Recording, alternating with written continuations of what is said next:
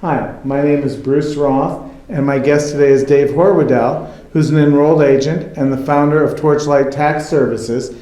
Dave, the question I have for you today is, can you tell me a little bit about the different kinds of tax preparers there are, and what's the distinction, why one might choose one over the other? Okay, well, there's a whole gradient. There's a thing called a licensed tax preparer, and what that actually means is the guy applied for a license with the Internal Revenue Service.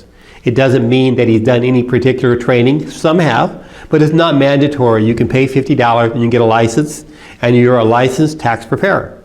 Now, after that, there's various people can study some things and stuff, but there's no particular categorization whether you really have to study until you get up to a CPA. And a CPA, they are trained mainly in corporate accounting. But CPA means Certified Public Accountant. Yes, yes. And they're trained mainly in, public accounting, and they work with corporations, they're doing the financial statements and things like that. Some of them are also trained in taxes, but it's not their mainline thing.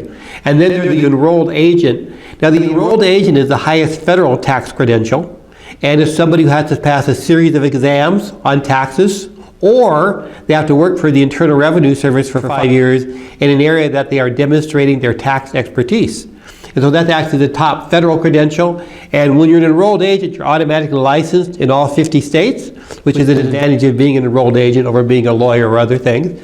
And the way it works is that you can represent people with the IRS. They sign a power of attorney and you represent them much like a lawyer would.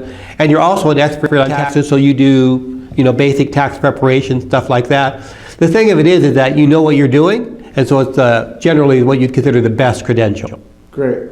Thank you so much. And thank you for watching.